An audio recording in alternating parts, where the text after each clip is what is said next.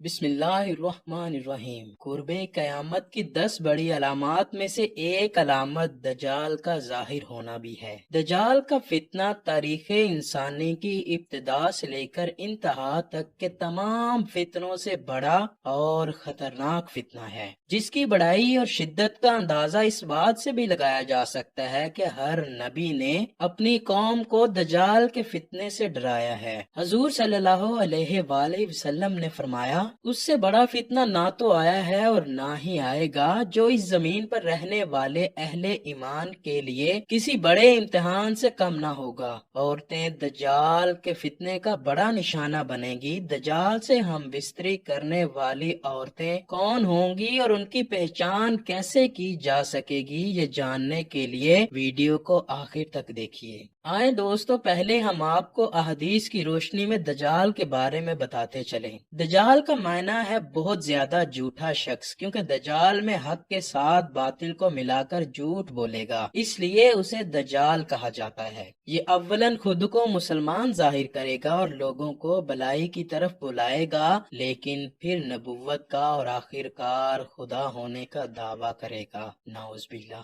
حضرت ابو امامہ رضی اللہ تعالیٰ عنہ سے روایت ہے کہ حضور صلی اللہ علیہ وآلہ وسلم نے ہم سب کو ایک لمبا خطبہ دیا اور تقریر میں دجال کا حال بیان فرمایا جب سے اللہ نے زمین پر انسان کو بھیجا ہے، اس کے بعد سے اب تک اللہ نے زمین پر دجال سے بڑا فتنہ پیدا نہیں فرمایا۔ تمام انبیاء اپنی امت کو دجال سے خوف دلا رہے ہیں، کیونکہ تمام انبیاء کے آخر میں ہوں اور تم ہی آخری امت ہو، اس لیے دجال تم ہی میں پیدا ہوگا۔ اگر وہ میری زندگی میں ظاہر ہو جاتا ہے تو میں تم سب کی جانب سے اس کا مقابلہ کرتا، لیکن چونکہ وہ میرے بعد ظاہر ہوگا، اس لیے ہر شخص اپنے نفس کی جانب سے اپنا بچاؤ کر لے گا، اللہ میری جانب سے اس کا محافظ ہوگا۔ سنو، دجال شام عراق کے مابین مقام حلہ سے ظاہر ہوگا اور اپنے دائیں اور بائیں پائے جانے والے ملکوں میں فساد پیدا کرے گا۔ آپ نے فرمایا، اے اللہ کے بندو، ایمان پر قائم رہنا، میں تم کو اس کی وہ حالت بیان کرتا ہوں جو تمہیں کسی نے نہ بتائی۔ پہلے وہ نبوت کا دعویٰ کرے گا، پھر کہے گا کہ میں خدا ہوں۔ مرنے سے پہلے خدا کو نہیں دیکھ سکتے تو دجال کیسے خدا ہوا؟ آپ صلی اللہ علیہ وآلہ وسلم نے فرمایا، دجال کانا ہوگا اور تمہارا خدا کانا نہیں۔ اس کی پیشانی پر کاف رے لکھا ہوگا، جسے ہر مومن، عالم ہو یا جاہل، سب پڑھ لیں گے۔ اس کے بعد آپ صلی اللہ علیہ وآلہ وسلم نے فرمایا، بس جب دجال ویرانے سے گزرے گا تو اسے حکم دے گا کہ اپنے خزانے نکال۔ خزانے اس کی ایسے اتباع کریں گے جیسے شہد کی مکھیاں اپنے مالک کی اتباع کرتی ہیں۔ اس کے ساتھ جنت اور دوزخ بھی ہوں گے، لیکن در حقیقت میں وہ جنت دوزخ ہوگی اور دوزخ جنت ہوگی۔ جو شخص اس کی دوزخ میں ڈالا جائے گا، اسے چاہیے کہ وہ سورہ کہف کی ابتدائی آیات پڑھے، تو دوزخ اس کے لیے ایسا ہی باغ بن جائے گی جیسا کہ آگ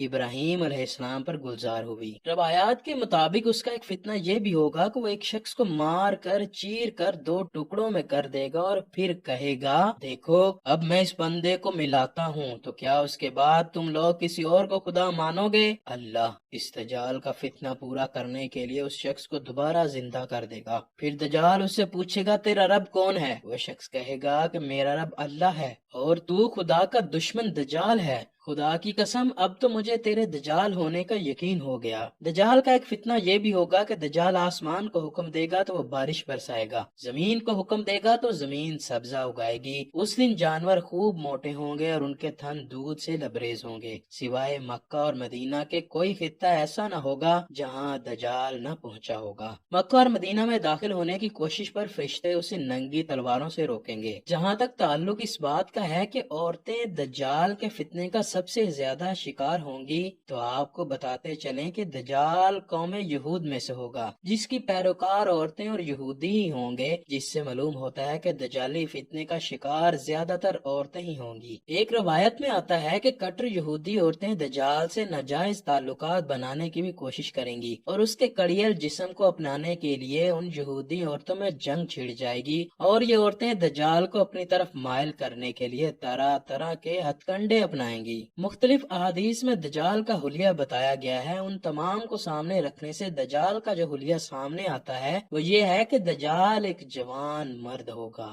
دراز قد اور ایک آنکھ سے کانا ہوگا، اور کانی آنکھ ایسی ہوگی جیسے پھولا ہوا انگور ہو، جبکہ اس کی ایک آنکھ خون آلود ہوگی۔ اس کا سینہ چوڑا اور ذرا سا اندر کی طرف دھنسا ہوگا۔ دجال کی پیشانی چوڑی ہوگی اور دونوں آنکھوں کے درمیان کاف رے یعنی کافر لکھا ہوگا، جسے ہر مسلمان پڑھ سکے گا، چاہے اسے پڑھنا آتا ہو یا نہ آتا ہو۔ اس کے بال گنگریالے ہوں گے۔ اس کی جوانی کو دیکھ کر زیادہ تر عورتیں اس کی دیوانی ہو جائیں گی۔ اس کی سواری میں ایک بڑا گدھا ہوگا۔ اس کا ظہور شام اور عراق کے درمیان ہوگا اور وہ وہاں رسالت کا دعویٰ کرے گا۔ اس کے بعد وہ اصفہان چلا جائے گا، جہاں اس کے ہمراہ 70,000 یہودی ہوں گے۔ وہ یہیں سے خدائی کا دعویٰ کر کے چاروں طرف فساد پیدا کرے گا اور زمین کے مختلف مقامات کا گشت کر کے لوگوں سے خود کو خدا کہلوائے گا۔ خدا لوگوں کی آزمائش کے لیے اس سے بڑے بڑے عجیب کام کروائے گا، جس کی پیشانی پر کاف رے لکھا ہوگا، جس کی پہچان صرف اہل ایمان ہی کر سکتے ہیں۔ اس کے پاس ایک آگ ہوگی جو کہ وہ دوزخ سے تعمیر کرے گا، اور ایک باغ ہوگا جس کو وہ جنت کا نام دے گا، جو مخالفین کو آگ میں جبکہ موافقین کو جنت میں ڈالے گا۔ اس کے پاس کھانے پینے کی چیزوں کا ایک بڑا ذخیرہ ہوگا، جس کو چاہے دے گا، اور جو اس کے مخالف ہوگا وہ اس کو مذکورہ چیز نہیں دے گا۔ اس طرح کی بہت سی سزائیں مسلمانوں کو دے گا، لیکن اللہ کے فضل سے اللہ کی تسبیح مسلمانوں کو کھانے کا کام دے گی۔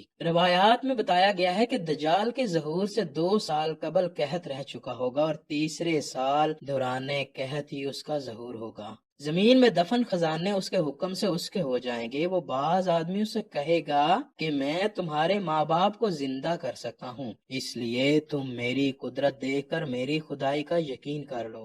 اور اسی حالت میں بہت سے ممالک سے وہ گزرے گا، یہاں تک کہ وہ یمن پہنچے گا، جہاں بہت سے بددین لوگ اس کا ساتھ دینے کے لیے راضی ہو جائیں گے۔ وہاں سے واپس ہو کر وہ مکہ مکرمہ کے پاس مقیم ہو جائے گا، اور وہ مکہ اور مدینہ میں داخل ہونے کی کوشش کرے گا، مگر محافظ فرشتوں کی وجہ سے داخل نہ ہو سکے گا۔ اس کے علاوہ مدینہ میں 3 خوفناک زلزلے آئیں گے، جس کے بعد وہاں رہنے والے بد عقیدہ لوگ ڈر کی وجہ سے شہر سے نکل کر دجال کے پھندے میں جا پھنسیں گے۔ مدینہ سے دجال شام کی طرف روانہ ہوگا۔ اس کے پہنچنے سے قبل حضرت امام مہدی علیہ السلام دمشق میں پہنچ چکے ہوں گے اور دجال کے ساتھ جنگ کرنے کی تیاری کے لیے فوج ترتیب دیں گے۔ ایک دن لوگ نماز میں مصروف ہوں گے کہ اسی دوران حضرت عیسیٰ علیہ السلام 2 فرشتوں کے ساتھ دمشق کی جامع مسجد کے مشرقی مینار پر اتریں گے اور امام مہدی علیہ السلام سے ملاقات کریں گے۔ یوں حق و باطل میں ایک خون ریز جنگ شروع ہوگی اور مسلمانوں کو فتح نصیب ہوگی۔ اسی جنگ کے دوران دجال کو بیت المقدس کے قریب قتل کیا جائے گا اور اس کی لاش کو وہاں موجود ایک کنویں میں لٹکا دیا جائے گا۔ اللہ سے دعا ہے کہ وہ ہمیں ہر قسم کے دجالی فتنے سے محفوظ فرما کر نیک اعمال کرنے کی توفیق عطا فرمائے۔